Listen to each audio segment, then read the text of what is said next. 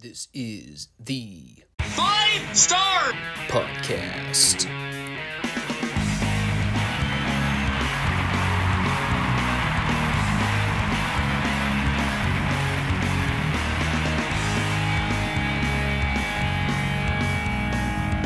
Let me talk to you.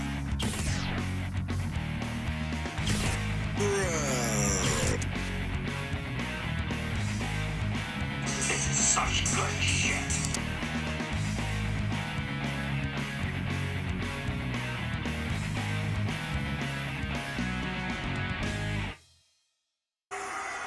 What do you guys want to talk about? Well, ladies and gents, we have arrived. It is a new year, which means a new surge of life. New beginnings, New Year's resolutions, people claiming that they're going to do all this amazing stuff to turn their life around, hit the gym, lose weight, get laid, all the promising good stuff. Then by February, everyone decides, maybe next year. It's kind of like the conversations we've all been having about pro wrestling for the last 25 to 30 years, right? Oh, it'll be so much better this year. Or, oh, just you wait. Things are going to turn around for the better. I can feel it in my bones. And how's that belief working out for you? Oh, but Tommy, it's true. Vince is out of the picture now. Raw and SmackDown are going to be so much better than they used to be. And AEW Dynamite, they're on an upward trajectory ever since CM Punk left. This is all good news. Yeah. Just keep telling yourself that.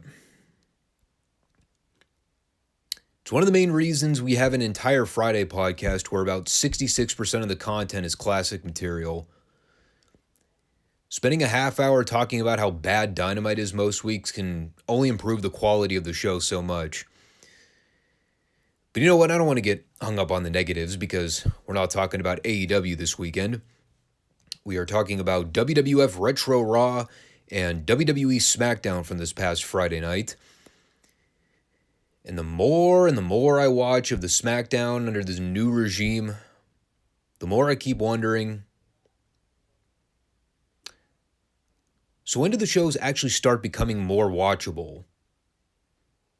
I'm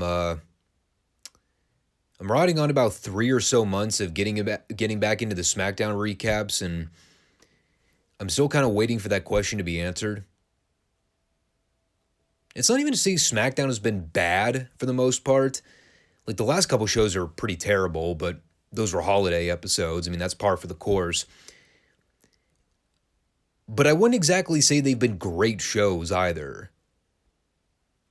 And I'm still only watching the SmackDown shows. I don't even want to know what's going on the other channel on Monday nights. Raw still being 3 hours is the conversation stopper for me. No, thank you. No way I would ever subject myself to that torture again. I'd rather have my testicles staple gun to my butt cheeks. But if you're one of those gluttons for punishment, more power to you. But I'm sure the people watching this podcast wouldn't want to subject themselves to that either. So allow for me to welcome everyone aboard to the show. It is a new start and a new year, but it's the same personality running the ship. And to steal a quote from Hawk from this past NWA Superstation review, if you don't like it, I don't care. It sounded better when Hawk said it. In any case, real talk. I do appreciate everybody that's decided to stick around and come back to watch the show every week. We are on YouTube and Rumble every Monday and Friday for new content. So if you have not done so already, I'm not sure why you haven't, but I'll just run it by you again for good old time's sake. Make sure that you have the subscribe button clicked, have the bell icon turned on so you get notified of when our shows go up every week. And, obviously liking the show will help us out in the algorithm, so please do that as well. As noted, We are on the road for a brand new year in wrestling. And while I have absolutely no idea what to expect with the modern material, especially after some of the surprises and hurdles we saw get thrown at us in 2022, I do know where we're headed with some of this retro content. Specifically when it comes to the WWF in 1994, which is where we're going to kick things off of the podcast today. But before we do that, I must play something for you. Oh, yes, Yokozuna, 1994. It's a brand new year. It's a time to reflect amongst past mistakes, fine print in contracts, inept management, but also a time to look towards the future. The future! Oh, yes! What of your future, Yokozuna? Well, you might say that 1994 is the year of the casket! Oh, yes! I've made my New Year's resolution, Yokozuna. May you rest in peace.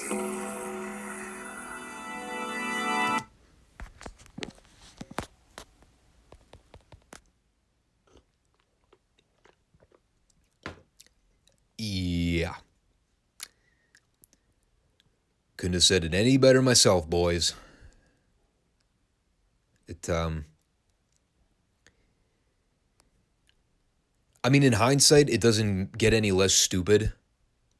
But by golly, Paul Bearer and The Undertaker made it work. They were handed this gimmick and they said, we're going to fucking own this shit. But Paul is right with a couple things he said there.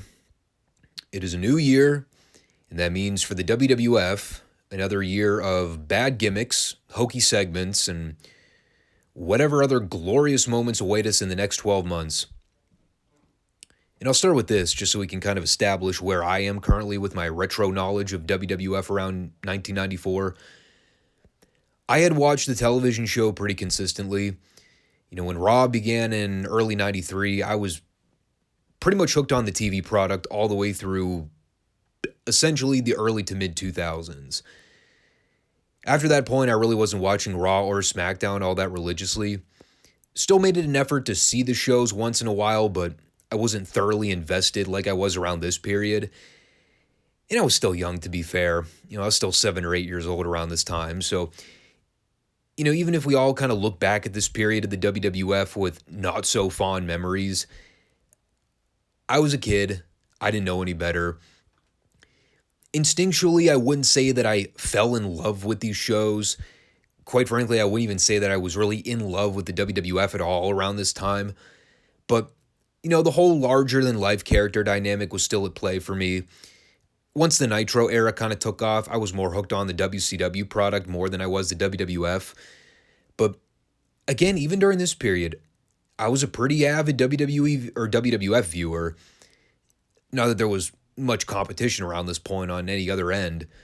So this is going to be an interesting time for me because my memory of WWF in 94 is pretty decent right up until we get past WrestleMania.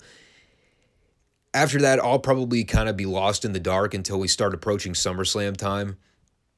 I remember who won King of the Ring, but as for the actual pay-per-view events, totally out to lunch. I remember virtually nothing about it. So as a forewarning, if you hear me constantly saying things like, yeah, I have no memory of that ever happening, or yeah, I totally forgot that was a thing, don't be caught off guard. Again, starting these review series back up, these retro shows that I watched when I was a young lad, I never said that I was an expert on any of this stuff. It's been a long, long time since I've gone back and seen a lot of these shows. And as I talked about with the world-class reviews, some of those shows seen for the first time in my life. But from now basically until I would say mid to late 96, this is a significant down period for the WWF. Business was terrible. The television shows were fucking rotten by and large.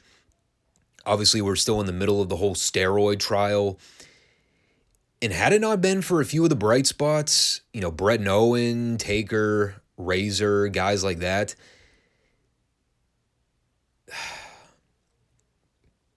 I mean, I know it's kind of cliche to say this at this point just because of how bad this whole era of the WWF was, but this may have ranked up there among the worst years in wrestling history, period. 95 was even worse. Oh, God, just you wait until we get there. Good God in heaven. 94 was just breaking the ice in terms of the sheer horrors that were awaiting us the following year. But we're going to tough it out. We're going to get through this together and try to have some fun with it while we can.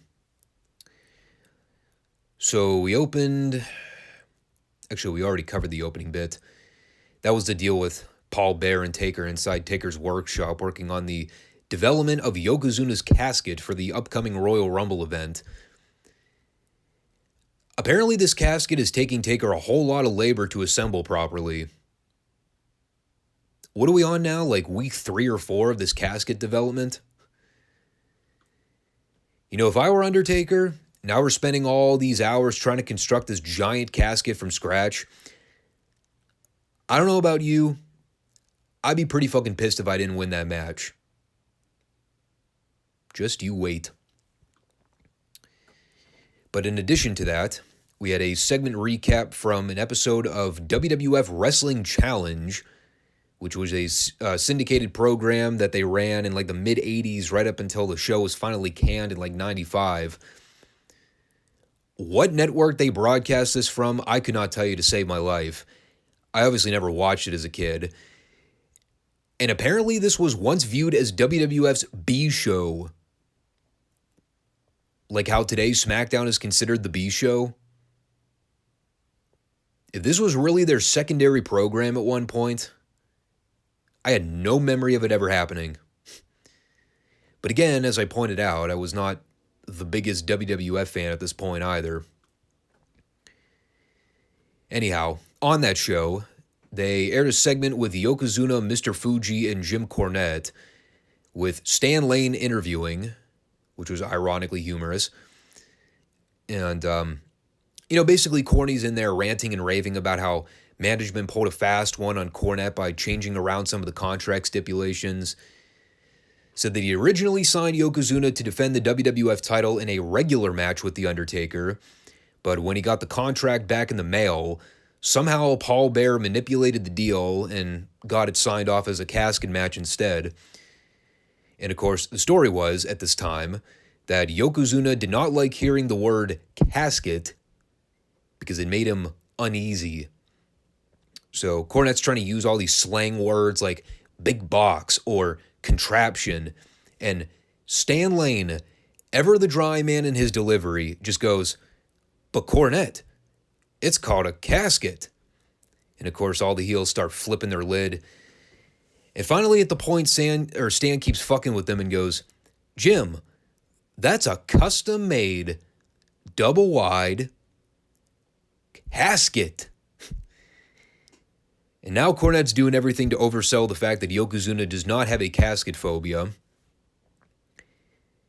And yes, to be fair, it is very cartoony. Yes, it is very over the top.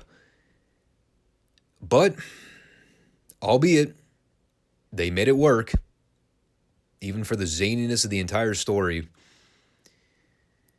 The problem is that we're eventually going to have to talk about the match in a few weeks when we do the pay-per-view recap, and well, that's a whole other dilemma. But in the meantime, we will head down to ringside for our opening bout. By the way, Johnny Polo was the guest color man for the show with Vince. After his successful, totally clean victory over Marty Jannetty last week. So he's still pretty peachy about that win. Opening bout was Yokozuna versus Dan Dubiel, or Dubiel, however you pronounce it. And it was indeed a squash. And I mean that in both the literal and insider sense, because that's exactly what Yokozuna did to this poor jabroni.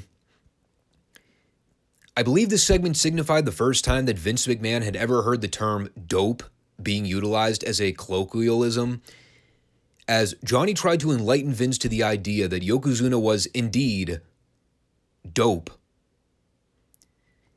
And Vince responded as you probably would have expected. He just went, "I beg your pardon?"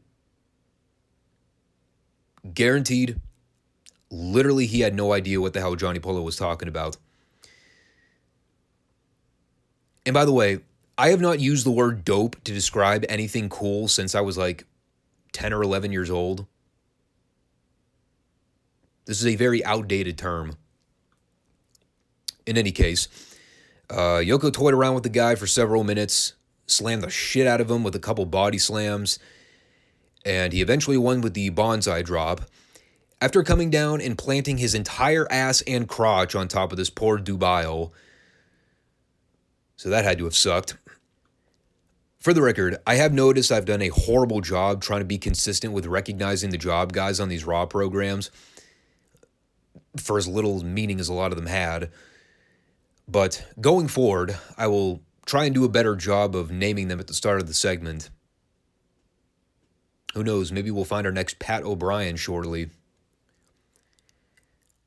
So, coming back from break, we had Vince pitching to a recent match between Lex Luger and Jacques Rougeau, which worked out perfectly because since the Quebecers are Johnny Polo's boys, as soon as Vince mentioned that they were going to be showing highlights of the match, Polo got all bent out of shape because the heels all got foiled in the end.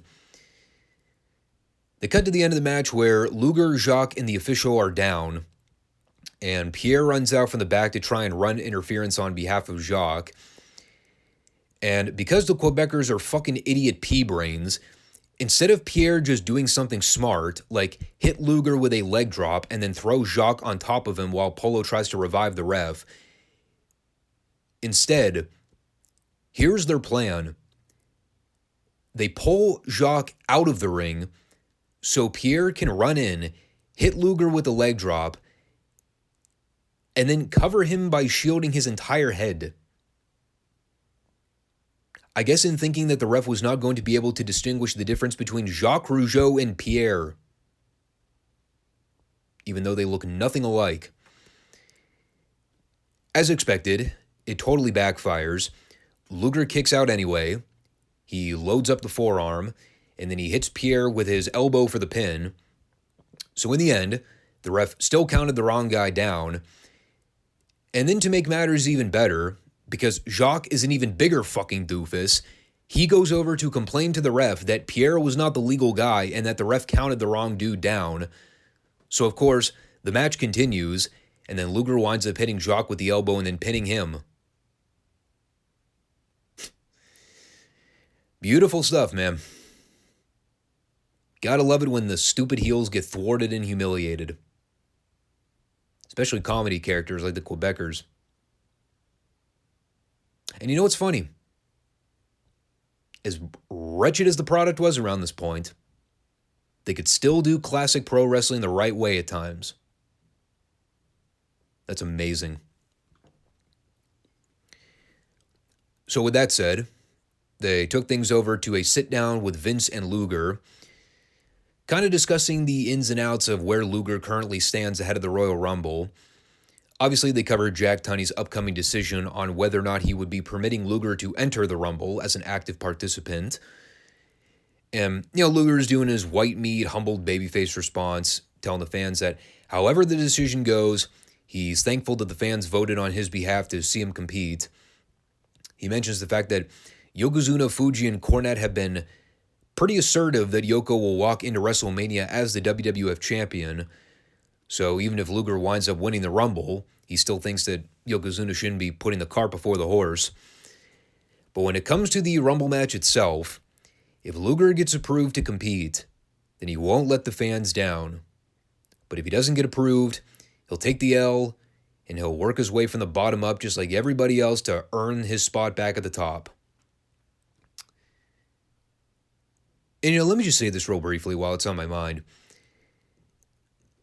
we all look back at the whole Lex Luger run in the WWF, the whole Hulk Hogan All-American babyface gimmick they saddled him with that just felt really forced and very inauthentic. While we've talked about the obvious nature of the fact that Luger really never had a passion for this gimmick, here's something that we can never deny about his delivery. His delivery in this role always came off very genuine on television. You know, we talk so often about how scripted guys sound when they deliver promo material anymore.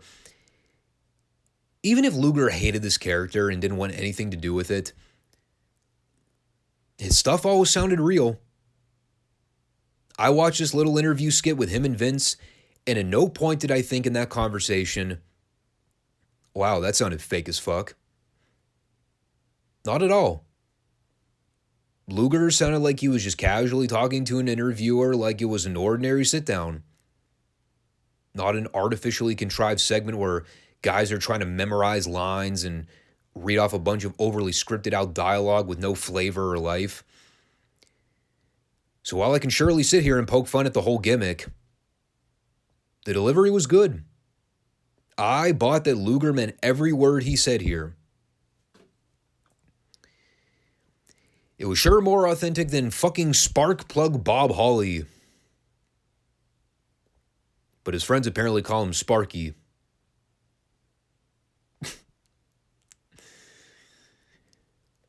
Oh, what an epic fucking fail. As was everything about this next match, which I'm not even going to bother trying to provide contextual analysis on. Given the participants involved, you'll see why in a minute. Here's the match. Bam Bam Bigelow and Bastion Booger versus the Smoking Guns. To which I wrote down, you've got to be fucking kidding me.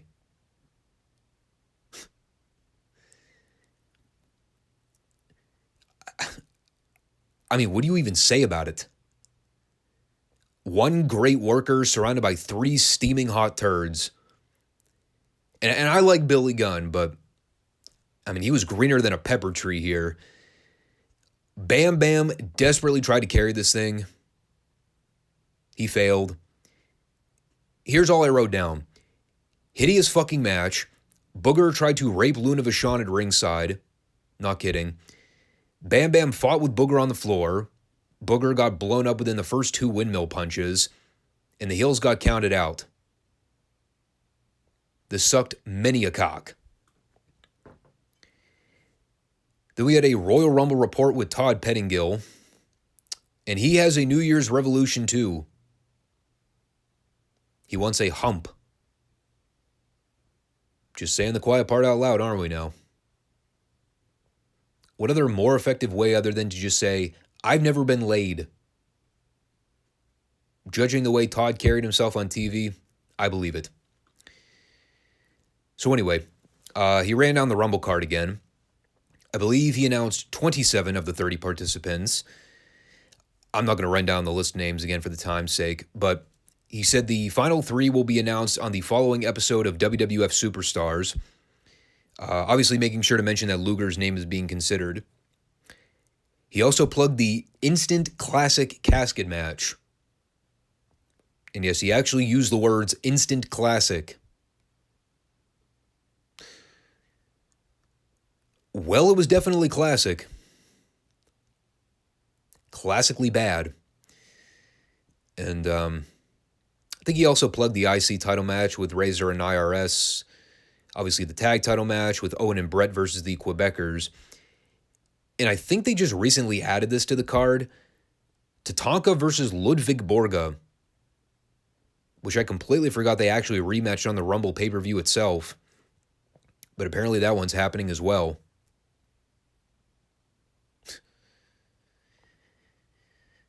God, there's a lot of shit I don't remember about 94. But it's a fairly loaded card. 3 title matches, a grudge match, and the Rumble match itself. If only it lived up to the hype. So then we had a Jeff Jarrett squash. He wrestled a guy who didn't even get a name for his graphics, so I actually have a valid case as to why I didn't remember the guy's name here. I think I heard Vince name Jake Crystal or Jack Crystal, something like that. Just another interchangeable, generic small white dude with no physique and horrible gear. The norm. And remember how Polo was trying to catch Vince up to all the cool, hip terms that the young cats were using back in the 90s? He tried to insinuate here that Double J was fat. P-H-A-T. And I can assure you one thing. Jeff Jarrett is a lot of things. Fat? Not one of them. Especially not in 1994 when he was wearing that outfit. But at least the wrestling was fine. Jeff's wrestling, that is. The Job Guy stuff was mediocre at best. The fact that he was getting visual pins on Jeff here was quite the eyebrow raiser. I believe this was Double J's second televised match on Raw in the WWF, and he was already selling for underneath guys to the extent he was here. Again, you see why I had a hard time taking this guy seriously as a main eventer years later? In any case, he won with the double arm DDT. Really didn't have much else to write about it. That was followed with them replaying the fallout to the Jannetty Polo match from last week. And while Polo and Vince were at the desk talking about it, out comes the 1-2-3 Kid and Jannetty in a ball cap and hoodie. Looking like a fucking middle schooler getting ready to go out behind the back and smoke some weed. But they basically ripped Polo apart here verbally. Called him out for cheating last week. And since he's out here boasting about how he can take Jannetty and Waltman in a 2-on-1 fight, and how his Quebecers are so much better than them, they're eventually able to lure Polo into having his Quebecers defend the WWF tag titles on next week's Raw. And at first, Polo said that it wasn't going to be a title match, but by the end, it sounded like they were able to talk him into putting the belts on the line too. He basically just inferred that it would be a warm-up match for his boys ahead of them having to defend the straps against Owen and Brett at the Rumble. And it hit me right here, as soon as they wrapped all this up, I actually remembered what this all led to the following week. Because it was one of those Raw moments that you sort of recall for being a big deal at the time. With that said, I know that things eventually turn back around to where the belts wind up with the Quebecers again. I have no idea how they got there. But we'll talk about that more next week when we review the match. But this is leading up to a pretty famous moment next week. And it was a good little angle. You know, Polo was a good whiny heel. The babyfaces came out on the better end by getting the manager to agree to their terms and sets up their big main event for next week. We had a quick infomercial where Razor Ramon informed us that using tobacco makes you a loser.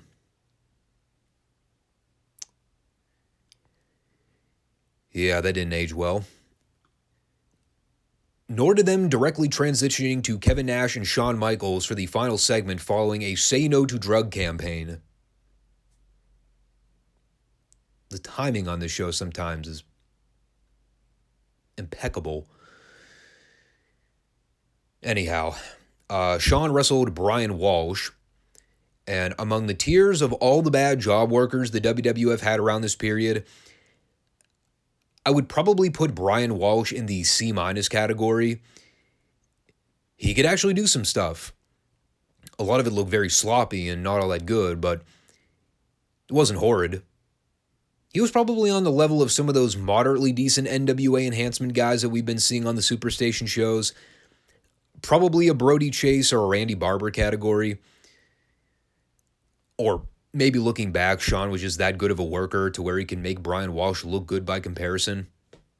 Either is entirely possible. And we all know how critical of Shawn I've been.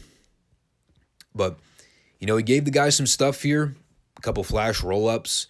Generally, Sean stayed in control most of the match. It's still almost strange going back and watching Sean's matches before he established the super kick as a finish. Here, he just randomly hits it at one point, and I was like, oh, there it is. Sweet chin music. And then he picked the guy up, hit him with a pile driver like a minute later for the pin. I mean, to be fair, the pile driver was a more realistic looking finish than the super kick. I mean, Sean's pile driver was pretty sick looking too. But, yeah, like I said, it's still weird seeing him hit the super kick and not have it be the immediate finish. See, I can put over Sean. I never denied the guy couldn't work. I will give him his dues when it is earned. He was still a fucking prick around this period, but just saying.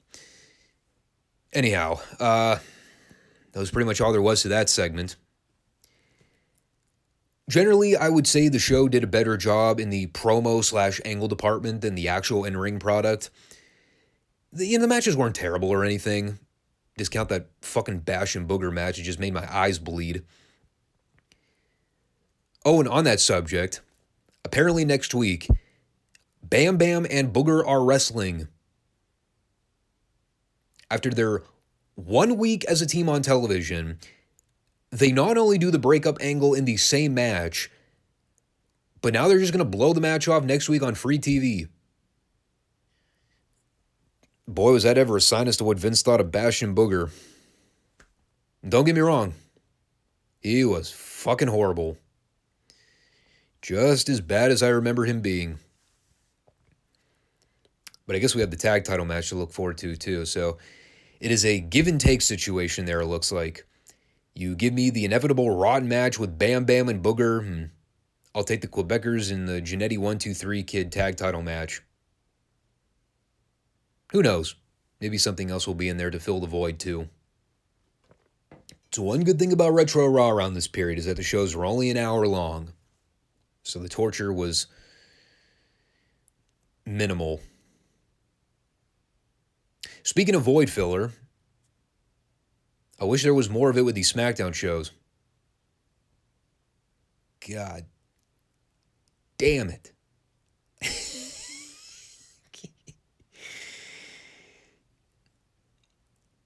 You know what's really funny, too? I was about to put together a drinking game session for these reviews where anytime the show started with either the Brawling Brutes or the Bloodline, I was going to say, take a drink. And then they immediately threw that back in my face this week and said, we'll do you one better. We'll start off with Bray Wyatt instead. And I said, fuck you.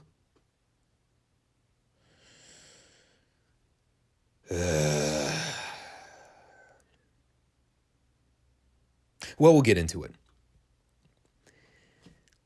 So 1 week removed from Bray apparently choking out a camera guy. By the way, I didn't watch last week's SmackDown, so there might be a few missing details that I'll need to fill you in with the show as we roll along. But he came out here at the beginning and tried to apologize for killing a man in cold blood, apparently. And that went absolutely nowhere, because then LA Knight came out to school Bray Wyatt on the mic and showcase in about 5 seconds why he needs to be world champion yesterday. But I'm not going to get into that whole tangent. He basically concluded that Bray's out here telling his whole sob story, all the while he's trying to cover up everything he's done to him by paying off one of his goons to dress up in an Uncle Howdy outfit a couple weeks ago. But he's got a solution to put all this nonsense to bed and get some fucking closure on this feud that needs to die a horrible death. He wants Bray in a one-on-one match at the Royal Rumble. So Bray basically responds by saying that he's had ample opportunity to put LA Knight away for good, but if he wants it to happen at the Rumble, so be it. And had they just ended the shit right there, probably would have been fine. Would have been one of the better Bray Wyatt segments I've seen recently. I still don't want to see the match, but, you know, at least they wouldn't have entered stupid territory with what they were eventually setting up. And of course, who should then come out but Uncle Howdy himself. Again. Slowly meandering down to the ring to get in between Knight and Bray. And he faces off between both men. They've got the ominous music playing. It's almost pitch black in the arena.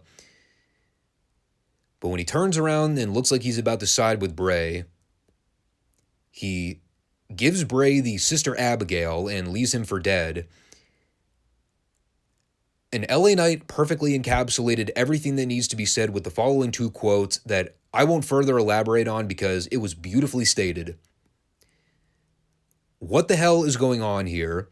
And this makes no sense. I agree, Knight. I wholeheartedly agree. And by the way, I'm going to spoil this for later on because they waited until hour 2 to even announce this. But apparently this match between Bray and LA Knight that is going to be happening, guess what they're calling it? A pitch black match. A pitch black match, you say?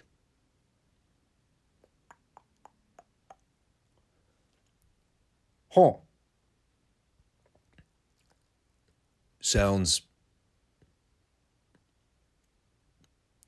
riveting.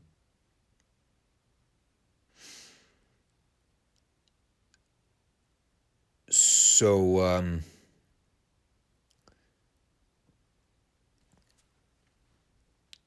so what are we predicting? Like -4.5 stars? Maybe -4 3/4? Part of me would like to think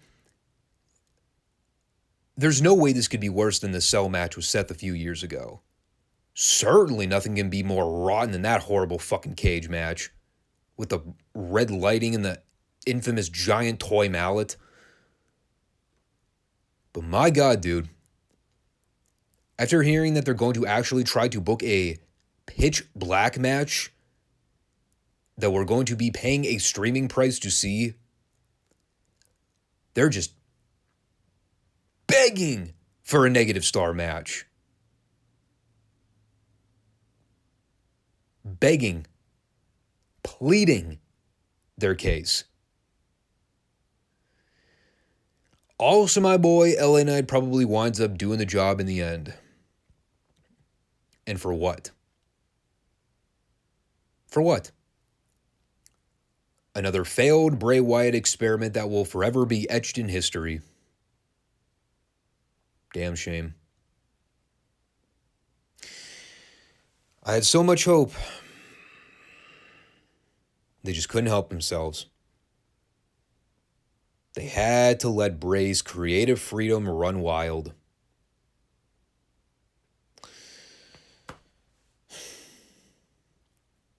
So that was fucking awful.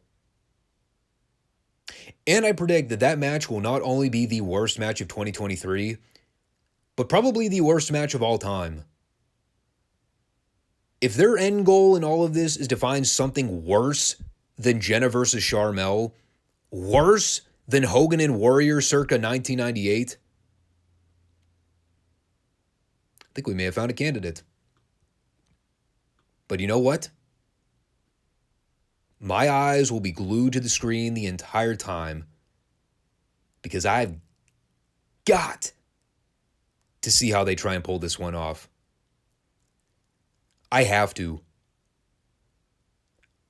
I'm mesmerized by this announcement. It'll be a spectacle. That is all I'm going to say about that for now. Make sure you tune in to see that.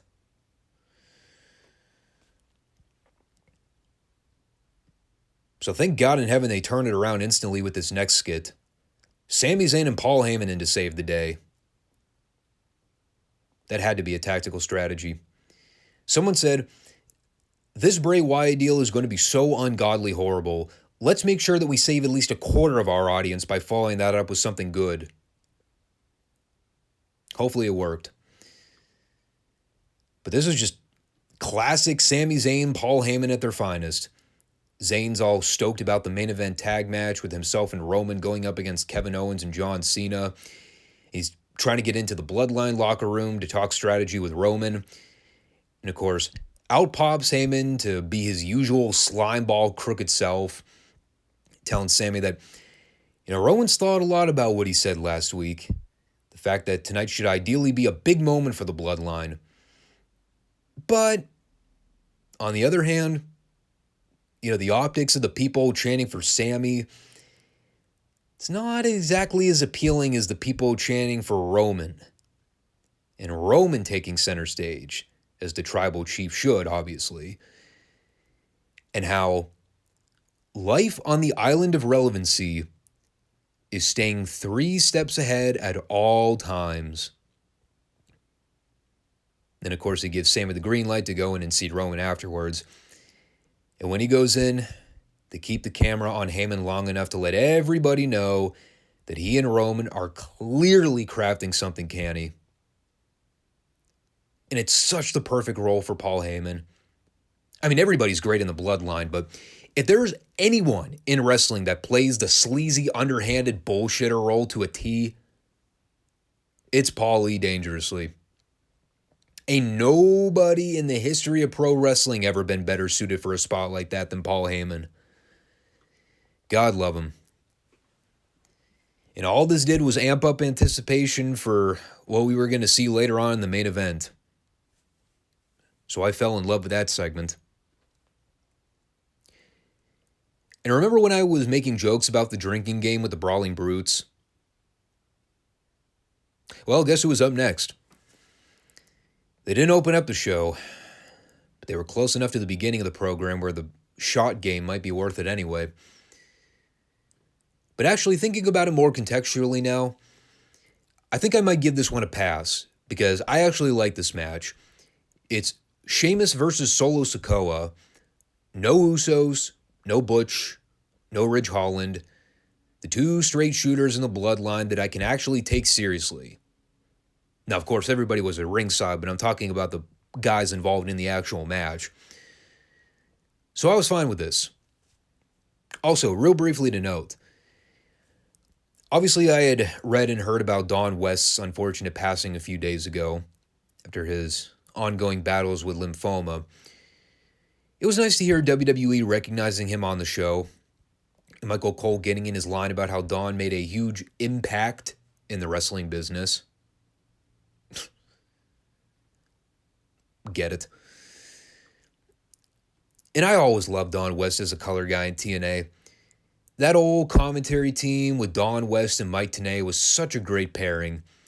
Even though I was never the biggest Mike Tenay fan in the world, him and Don worked so well together. And Don always had that sense of humor that just made the show so enjoyable, no matter how fucking awful those Impact shows were back in the day. Don West brought a sense of life and energy to those shows that really gave them an important feel. I always used to make comments about the fact that Don West always had such a passion for everything he did. And, even if it was shit, even if we all knew it, Don West had the ability to sell you on the importance of anything that was going on with the TV product.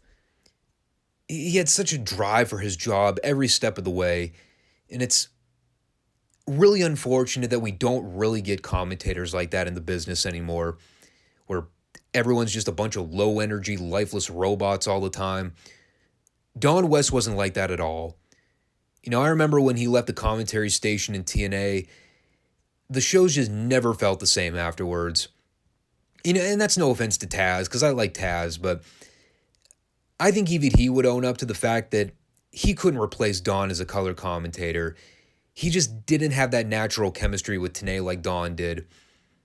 You want to talk about the golden era of Impact, the shows that you want to go out of your way to check out and watch again just for old time's sake. If anything, the first thing I would highly recommend, go back and watch highlights of any of those matches from the early to mid 2000s. Find the shows where Mike and Don were calling the action. It always felt like a big deal. Those guys were able to make everything seem significant, no matter who was on camera or what was going on at the time. You know, whether it's the stuff they shot with Joe and Angle, the Sting debut, Christian Cage's debut. Those are some of my favorite moments to go back and watch again. And it's all purely on the way that Don West sold those debuts or those big moments. He always made sure to let you know that what you were seeing mattered. He made you care about what was happening in the moment. Or at least he tried to. True icon in the business. He will be greatly missed. So with a little impromptu Don West tribute out of the way, let's talk about the match. I really dig Solo Sikoa, man. Shouldn't be all that surprising considering the family lineage, but I really think he's got something. Out of all the list of those NXT guys I've seen in the last few years, the ones that I actually see the most potential in, it's a toss-up between him and Braun Breaker. But the guy always gets better every time I see him work. I think my only complaint, I just wish we would get to see Solo work more squashes on television consistently, because it's been a while since we've just seen a match where Solo is the entire focus of the segment, where the spotlight's only on him and no one else. You know, lately he's just kind of been standing in the background, not doing a whole lot. You know, and while Sheamus is a fine opponent for him to work with, he's not somebody that Solo's just going to go in there and smash in like 30 seconds and be done with it. You know, I think giving Solo some short, concise squash wins would serve him a lot better in the long run. You know, that way you're getting the guy out there and giving him more reps. It's going to increase his development more quickly. It was a very basic match. They let Sheamus kind of fire up early on to frustrate Solo, but, you know, they didn't have Solo sell too much early on. They let him work over Sheamus for a little bit of heat. You know, Sheamus was able to milk a small little comeback at the end. Evidently, with everyone out at ringside, you kind of figure where that was all going. They end up doing a spot where Sheamus gets Solo in the cloverleaf, and while Jey Uso's trying to run interference on the floor by pushing the bottom rope towards Solo so he can reach out for them, the ref obviously gets distracted with that long enough to where Jimmy can pull Solo toward the rope on the other side. And of course, the Cavalry all start getting into the fist fight on the ground. Sheamus ended up doing a big dive out to everybody. And from there, Solo took advantage, gave Sheamus the Uranagi on the ring apron, and then threw him back in the ring so he could hit Sheamus with the Oriental Spike for the pin. So at least in this instance, the floor interference was short and actually led to the finish for a change. If this were AEW, it would have been a commercial break spot, and then they would have come back and gone another 15 to 20 minutes. But they tried to shoot the afterbirth where the Usos were setting up Sheamus in the corner with a chair around his neck. I think Solo was going to give him the big running hip attack, but Drew McIntyre ran out to make the big save, ended up laying everybody out and sending the heels packing. So at the end of the day, when we kind of look at this segment in a nutshell, we're basically back to square one with the feud between the two teams that fought inside War Games less than a month ago. Correct me if I'm wrong, after years of watching this business,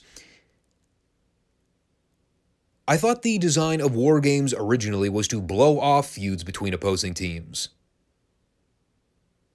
Apparently in WWE now, the War Games are just ways to advance the story forward after no one could possibly give a fuck.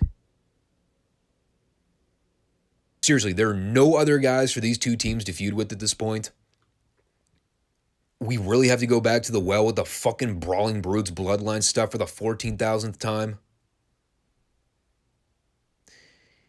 We're starting to approach New Day Usos territory of redundancy now, people. This is kind of getting ridiculous at this point. So with that said, the next match was Ronda Rousey defending the Women's Championship against Raquel Don't Call Me Rodriguez. Actually, what even was her original last name in NXT? I don't even fucking remember because they changed people's names so much. Was it Gonzalez? I don't know. Anyway, yeah, they had a title match here. And I like Raquel. I like Shayna Baszler. I'm pretty ambivalent about Ronda at this point. If Raquel's around, though, that probably means Shotzi's in close proximity. And I had some time I needed to make up here, so I wound up fast-forwarding through this match. I skipped to the finish to where they were trying to set up a very overly convoluted spot. Ronda had Raquel in a cross armbar from the top rope, and Raquel was trying to hold her overhead. And they're up there for a while. I'm starting to wonder what the game plan is here. And finally, both girls just kind of fall backward in the ring, so Raquel could then immediately tap out to a cross armbar submission. Why this was allowed when technically Ronda was using an illegal hold on the turnbuckle just 1 minute prior, I have no idea.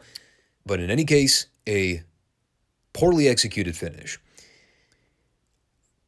And I guess just to ensure that I never want to watch another women's segment on this show ever again, after Ronda retained, who should wind up making her return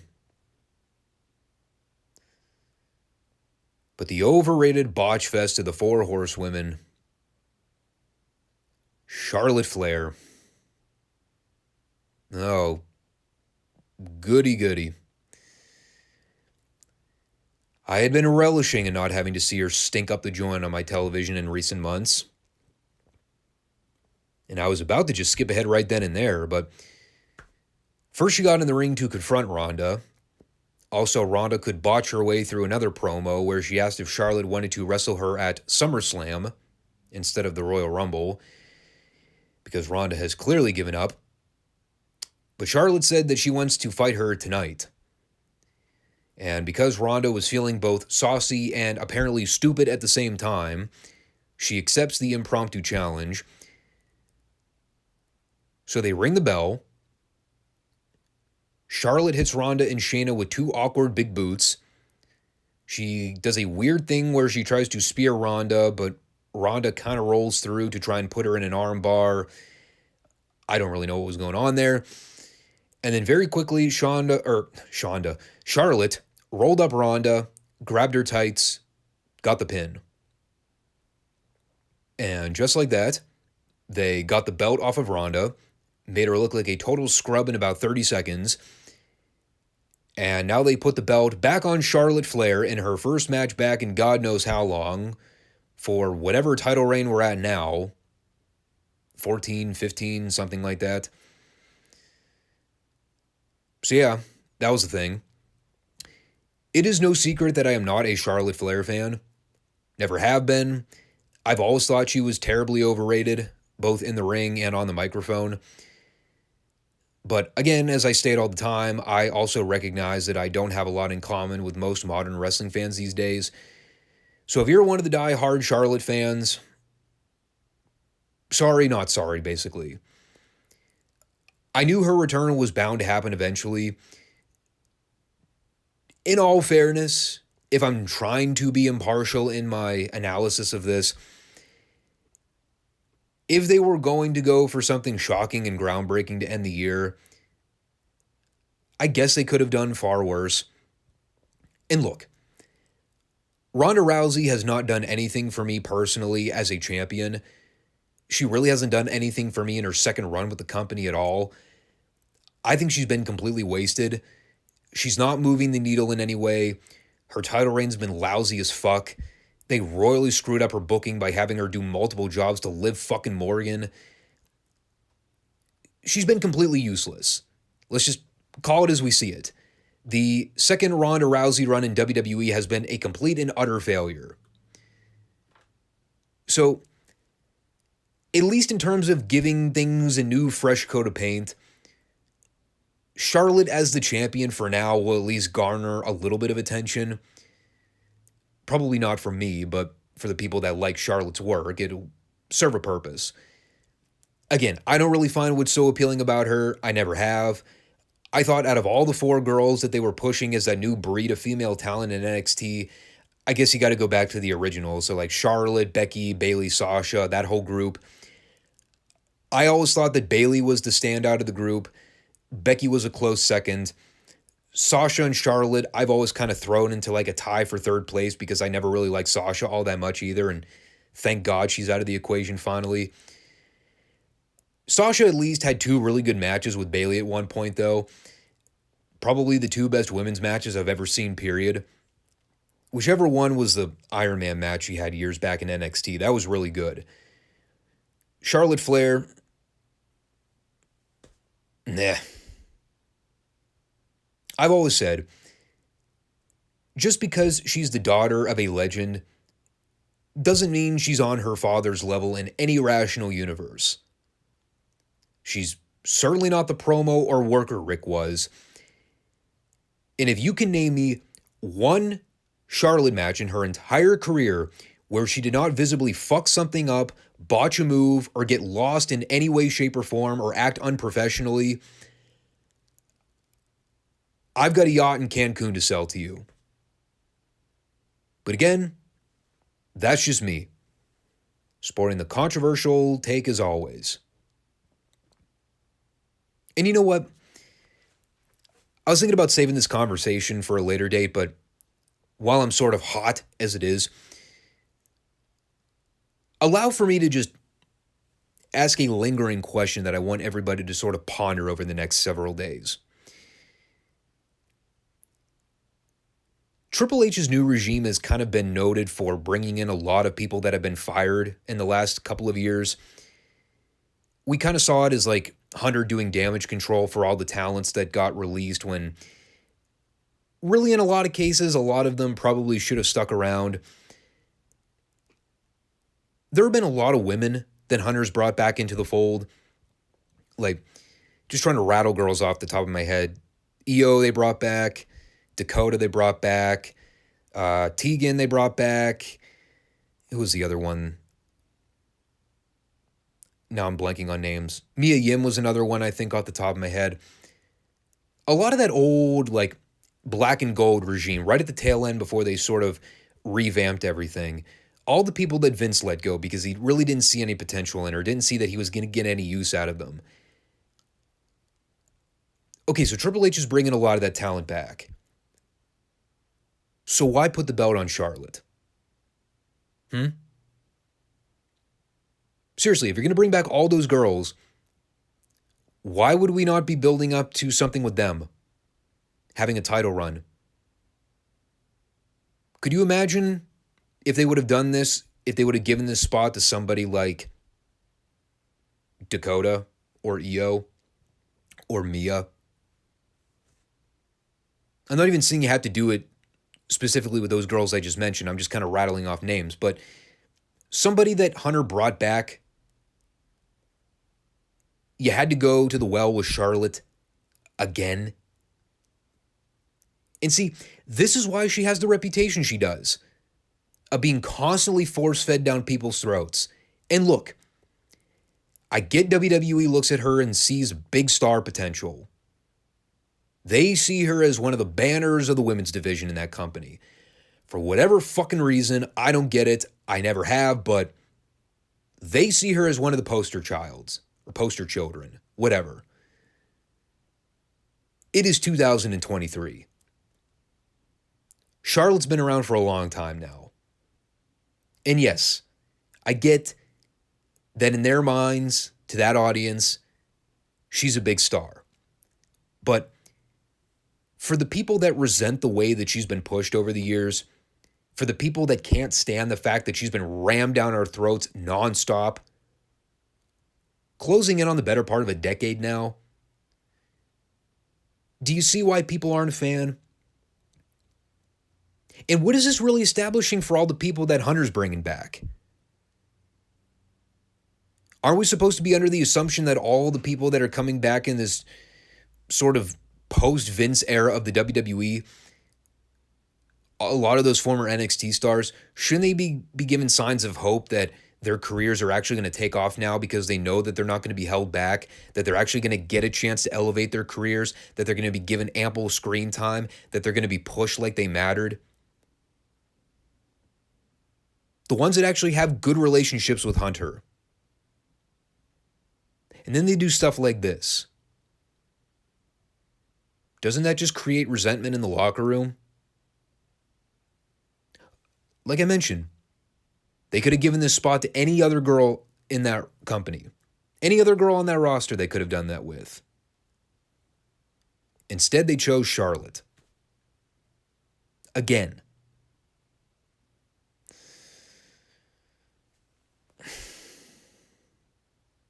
I'm not even mad about it. I'm just asking questions. That's all I'm doing. Just trying to view it in a vacuum and talk about it for what it is. And trust me, I'm not the only one that was aggravated, to say the least, about that decision. I wasn't pissed off or angry about it, but it was a questionable move. And if you think that I'm hot about it, you should go read some of the comments. Listen to people's opinions. It's pretty brutal. But let me tell you about this next segment, because we're about to turn this show around in a hurry. This next segment may have been the greatest wrestling segment of all time. When I got done watching this for the first time, this one may have ranked up there with the Jade Cargill debut in AEW as one of the best pieces of train wreck, laugh my ass off television I have seen on a wrestling show in God knows how long. It ran the gauntlet from everything from beautifully executed to outright hideous acting, mainly on Dominic's part. And what I've decided to do, instead of me trying to break everything down and try to recap without providing any context, I've never done this before, but I'm going to do an audio breakdown. I'm going to watch this through a second time. I almost went back and watched multiple replays after the first go around, but it was so fucking amazingly hideous and great at the same time. I said, no, I have to wait. I have to watch this so that when I film the podcast, I can get a fresh taste of this again for a second reaction. This was too good. The acting ranged anywhere from great to downright atrocious.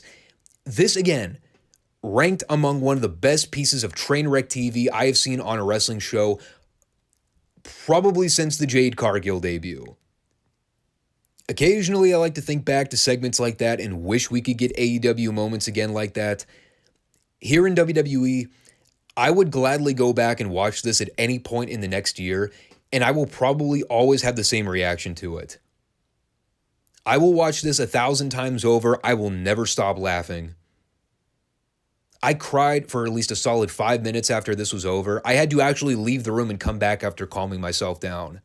I don't think I've ever laughed so hard. And again, it was mostly thanks to Dominic Mysterio for just being the best, worst fucking actor of all time. So I have the audio set up here. I'm going to play the full thing through. Hopefully you capture all of it with me. Otherwise, it'll sound like I'm laughing for no discernible reason. But like I said, I've never done this before, so this is going to be a little odd. But I'm going to try to break everything down.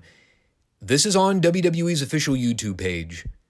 And the title of this video, Dominic Mysterio Gets Arrested on Christmas Eve.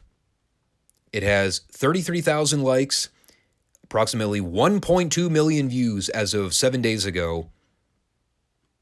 Everybody, stop what you're doing right now, pull up this video and just like it.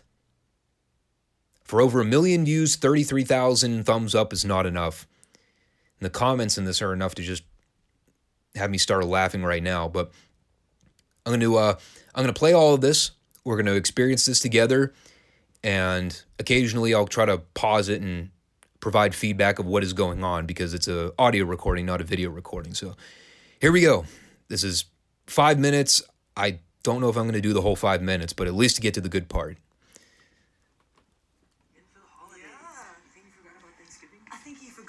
the month of forgiveness. I think we're good. We've been really good this last month, and your dad has a horrible memory. Dominic and Rhea are approaching Ray's home. Dominic has a fucking purple Santa hat on. Rhea's looking gorgeous as always. Really? With mine? I think it said mom. Ooh, I'm excited. Should be. I want to know what it is. Hey, abuelo! Feliz Navidad, ¿cómo estás? Yes, Dominic! I think this is Dominic's grandparents. Hey, what's up, guys? Hey. We're here for the holidays, for Christmas. What are you talking about? Ray's got a fucking mask on. I'm here for Christmas. Leave the house. You did this at Thanksgiving. You're not going to do it at my parents' I house. came here with open arms, trying to celebrate Christmas with the family. Exactly. Brought mommy here. Yeah. Hi. Okay, I remember I laughed so hard at this. The first thing that made me start cackling with this, Rey Mysterio is in his house with his... I think these are his parents. It's got to be his parents. He's wearing his mask. And, like, you think about Rey Mysterio for a second. Like, there was that one brief period in WCW where he wrestled without a mask on, but pretty much for the entirety of his career, he's always had a mask on in some capacity. But the visual of just seeing him walk around his parents' house for Christmas in a fucking mask, it's dynamite. You want to take care of this? Let's step outside. wanna do this outside? Let's step outside. Come on. Uh-oh. Alright, so I want to do this outside? Let's step outside.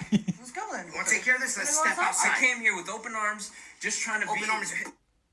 You know exactly why you're here. Somebody's You know exactly why angry. you're here. Yeah? Jeez. I know what you really want. Down, little man. Hit me. That's what you want for Christmas, isn't it? Hit me. Dominic's acting is hideous, by the way, but it gets worse. In the face. Come on. Come on. Isn't that what you really wanted? Accept your present. Come on. Hit me. We know you want it. Huh? It's okay. Come on. Oh. No.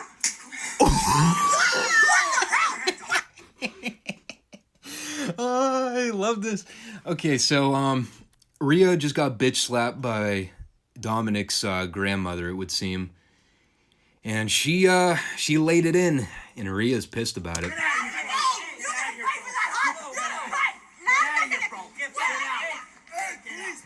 Oh, here come the cops. I have been abused. I showed up here. I'm a second, okay? This is abuse. Look, take a breath. No, you're kidding me. I just slapped in the face. You're gonna do something about it. I like how the cops are just at the house within a matter of 2 seconds.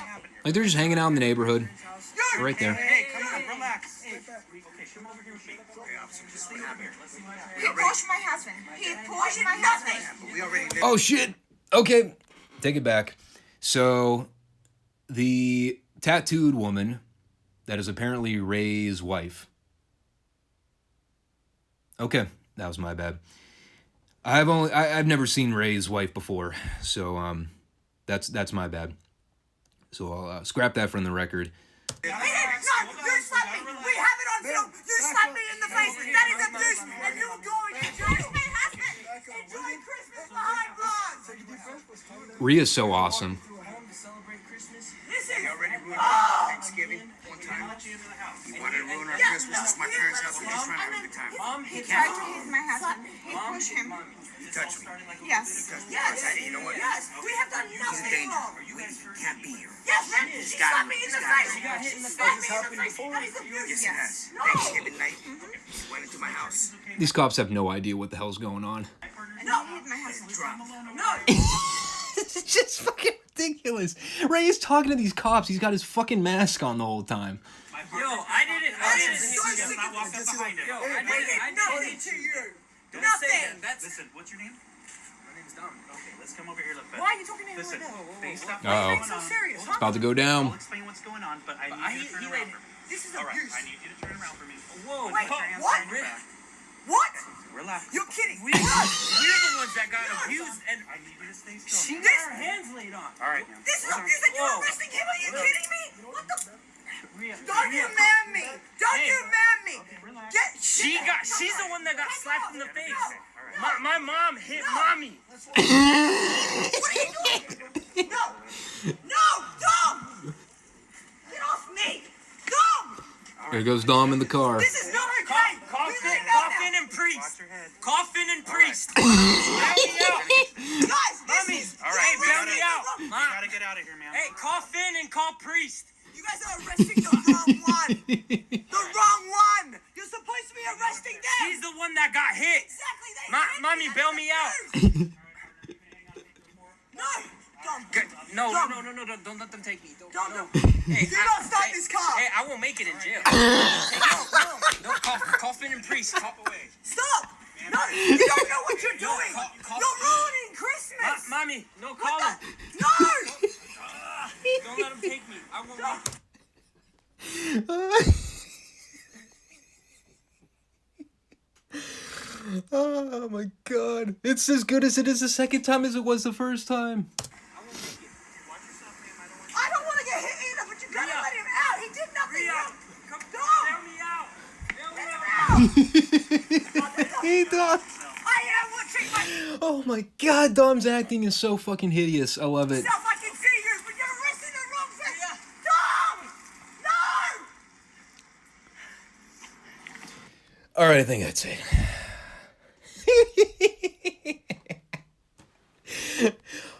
Mommy, I won't make it in jail. God damn. Well, here's something for the record. For anybody that thinks my laugh is fake as fuck, that's me when I'm breaking down in hysterics. Wow. This will forever be my favorite SmackDown clip of 2023. No question. Even though this technically aired in the final episode of 2022, I still rank this as the best moment of 2023. Nothing will reach this peak level of comedy. Guaranteed. I thought the Thanksgiving clip they aired was classic. This one took the cake, dude. I love this with every fiber of my being. And I had to wait to go back and watch it again. Oh, God, it was worth the wait. Dom Mysterio. He may be my new favorite wrestler in today's business. Him and Rhea might be the best pairing going today. Why does he call her mommy? Aside from the fact that it's just fucking awesome, but... Oh, man. I wish I could see it on SmackDown. There's no way on God's green earth I'm watching Raw, but man, if we could trade some of these cesspool of dreck on SmackDown for Rhea and Dominic, I'd take it in a heartbeat. Raw can take hit row. You give me Rhea and Dominic every week on SmackDown doing these kinds of skits, we're made. I'll watch SmackDown for the next 12 months if Dom and Rhea show up as constants on SmackDown. Oh boy. That was a long segment, but so worth it in the end. If anybody didn't watch that clip, please, you have to. You know what I wouldn't take in a heartbeat, though? Brawny the Strowman and Gunther for the Intercontinental Championship. I might have to take a hard pass on that one, dog. No offense to Brawny, but, yeah, he ain't exactly bringing down any barriers in WWE at this point. Certainly not when it comes to delivering the most canned scripted promo verbiage ever devised for a human being. Good God, that was awful. That was like cringe bad. Dom's bad acting was at least comedy. Braun Strowman, no. I mean, I guess the good news is that the match appears to be happening on SmackDown in 2 weeks and not the Rumble. But boy howdy, we definitely need that wondrous pitch black match on the Rumble card. Yeah. That'll put asses in the seats. But why don't we go ahead and cover the main event for now. Roman Reigns and Sami Zayn versus Kevin Owens and John Cena's receding hairline. Cena's first match back with WWE since SummerSlam of 2021. The night that Roman Reigns defeated Cena for the Universal Championship. Totally forgot about that match. Did we review that match? We had to. Because we started up the FSWR podcast a couple years ago. It was right around SummerSlam time. Yeah, I completely forgot about that match. Bummer. But they advertised that had Cena not wrestled a match in 2022, it would be the first time Cena had not worked a match in a full calendar year since 2002. And boy, they made sure to hide the evident ring rust as much as humanly possible. They laid this out and they said, this shit is going 10 minutes. And keep Cena on the apron as long as humanly possible. That's what they did. They idiot-proofed it as much as they could. They milked the big moment early on where KO was going to tag in Cena so he could take the fight to Roman, but Roman cheap-shotted Owens. They ended up knocking Cena off the apron so he could sell on the floor for a few minutes. Somehow, within the time span of this 10-minute match, Kevin Owens still managed to bust himself open hard way. Don't remember how that happened, but looked pretty nasty. And finally, they built to the big spot where Roman posted himself. And in typical John Cena fashion, the old school John Cena, calling spots so blatantly and screaming things out like, slow, slow, to milk the simultaneous hot tag.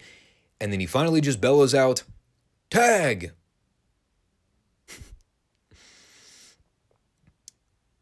Never changed, John. Just like the good old days. And of course, we all pretty much know what we're getting from there. Cena tag, 2 stiff shoulder blocks, spinning side slam, the you can't see me shtick. But to my utter surprise, about 10 years past the expiration date, mind you, but Cena decided, on this night, now's my chance to pass the torch and conduct business the right way, brother. I'm going to let Kevin Owens get that pinfall victory here. So he gives Roman the FU. Roman quickly rolls out to the floor to avoid being pinned like a smart veteran. And that leaves Sami in there so Owens can hit him with the stunner and get the 3 count. Now, if this were 10 years ago, they probably would have had Cena wreck shop, kill everybody by himself, and then get the pin after no-selling everything that had been done to him prior. But hey, it's never too late to get over that next generation of young blood talent. Kevin Owens really needed that rub from Cena, so I guess he figured, after however many years it was where I let you get your 1 clean pinfall victory over me, just so I could then get my 2 wins back after the fact, here you go, Kevin. I'll throw you a bone.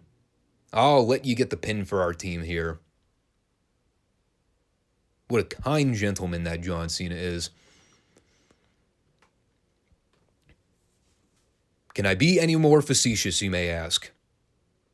Oh, believe you me, I could. If there was ever a time for me to go into a 40-minute tangent about how much I fucking hate John Cena, this would be the time to do it. But, yeah, this podcast is running a little long anyway, so we'll save that for another time. But for now, we'll just go ahead and call a win a win. And I'm sure Roman and Sami are going to be having a stern talking to, considering the fallout from all this debauchery. The tribal chief was let down on New Year's Eve. And if there was ever a time for Sami to get fucked, well, the Royal Rumble's coming up very, very soon. We will see what happens.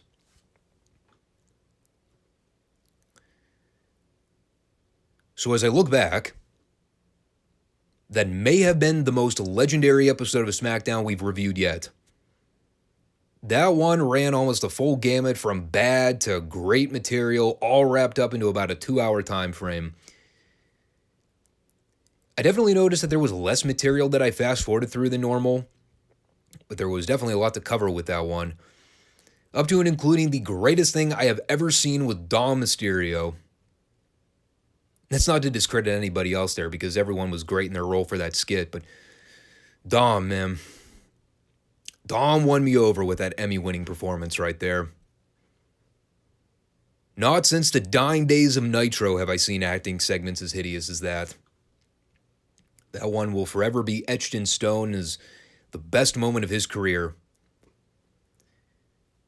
It almost made everything else on the show inferior by comparison, but I'll say this. At this point, I will take train wreck horrible comedy stuff over lifeless, dull, and boring television any day of the week. This show gave me some moments to remember, and while some of it was outright horrible, at least it was memorable. For my money, 2023 is off to a wonderful start. Now I can just mentally prepare myself for the next negative 5-star match in a few weeks. But here's a real question. Is it negative 5 stars if everybody's expecting it to be bad? What happens if it winds up being slightly less idiotic than what we're expecting it to be? Does it still turn out to be a negative star match? Maybe negative 4? I guess I'll leave that grading curve up to Brian and Dave on the Observer website. And we'll kind of brace ourselves in the meantime. But that's still a few weeks out, so we can mentally prepare ourselves for it. But thanks everyone for watching. Our first podcast of 2023 is in the books. It's definitely a fun one.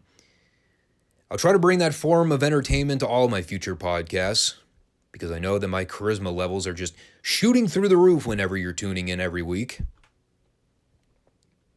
I'm working on it.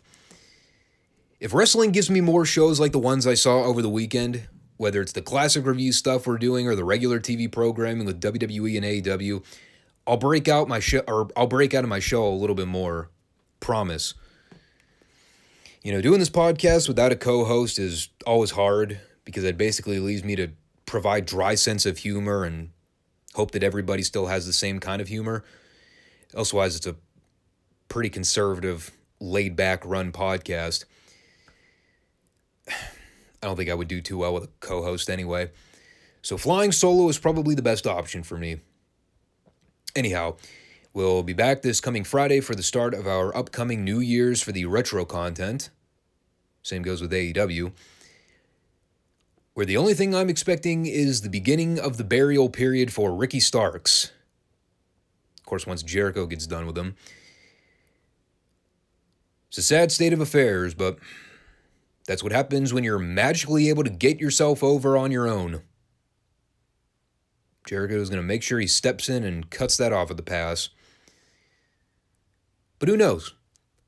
Maybe Ricky will luck out and he won't suffer the same fate as guys like Eddie Kingston. Or Bryan Danielson. Or Claudio. Or virtually anybody that's done business with Jericho in the last 3 years. I'll even throw the company mascot into that conversation because even though I think he's a douche, the guy was at least one of the most over characters in the company a couple years ago. And he's considerably cooled off. It's almost like it's inevitable. As soon as somebody gets done feuding with Jericho, just one huge downhill slope from there. So on that totally hopeful note, thank you for watching. Take care and Happy New Year, people. Here's to a good one. Maybe. But probably not. Peace out.